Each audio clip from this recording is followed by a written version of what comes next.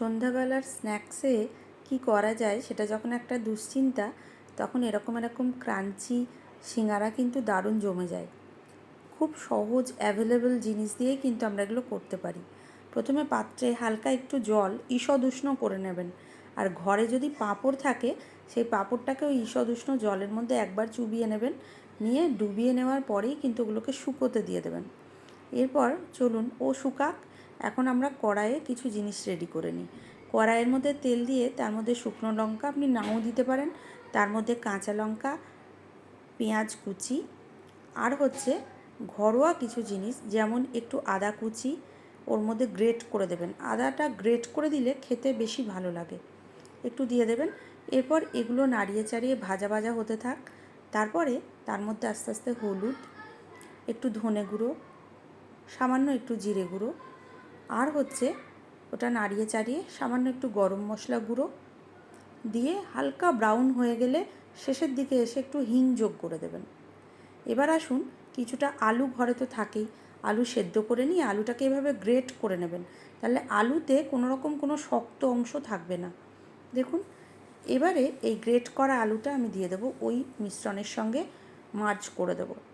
দেওয়ার পরে পরিমাণ মতো নুন দেবো। আপনারা নুনটা খেয়ে দেখে নেবেন যে যার যেটা পছন্দ। কেউ এই জায়গাতে লঙ্কা গুঁড়োও দিতে পারেন, আমি সেটা দিইনি, কারণ আমি কাঁচা লঙ্কা অলরেডি দিয়েছিলাম, আর পরে শুকনো লঙ্কাটাও কিন্তু আমি তুলে ফেলে দিয়েছিলাম। এবারে দেখুন, পুরটা কিন্তু ভালোভাবে যে মিশে যাবে, পুরটা কিন্তু রেডি। চলুন, ততক্ষণে কিন্তু পাঁপড়গুলো শুকিয়ে গেছে।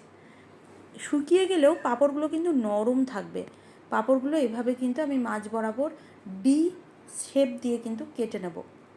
এবার আসল মজা, পাঁপড়টাকে কিন্তু সিঙ্গারার শেপ দিতে হবে, তাই ঠিক এইভাবে তিনটে করে ফোল্ড করে বা তিন কোনা করে জল দিয়ে কিন্তু আস্তে আস্তে পাঁপড়ের এই ফোলটাকে তৈরি করবেন। একবার জল দিয়ে যখন দেবেন না, তখন কিন্তু চট করে ওই ফোল্ডের থেকে আর কিছু খুলে আসবে না। এবার যে পুরটা আমরা রেডি করেছিলাম, সেই পুরটা আস্তে আস্তে প্রত্যেকটা খোপগুলোর মধ্যে ভরে সিঙ্গারার আকারে এগুলোকে গড়ে ফেলুন। দেখুন কি সুন্দর ছোট্ট ছোট্ট সিঙ্গারার আকারে এগুলো তৈরি হবে। আপনারা চাইলে এই পাঁপড়গুলোকে অন্য কোনো শেপও দিতে পারেন, কেউ স্কোয়ার করতে পারেন বা কেউ গোল করে মুড়তে পারেন, তবে গোল করে মুড়লে মনে হয় খুলে যাওয়ার চান্স হয়তো বেড়ে যাবে।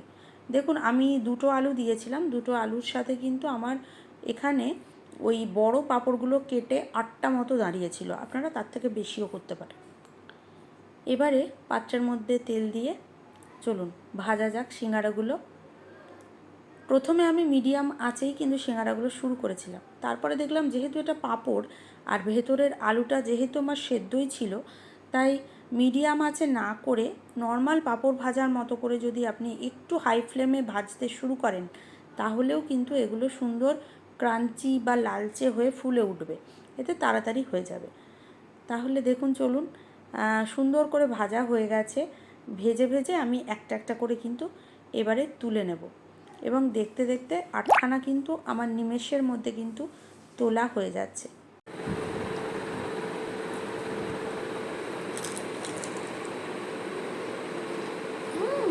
কেমন হয়েছে? কেমন হয়েছে? খুব সুন্দর হয়েছে।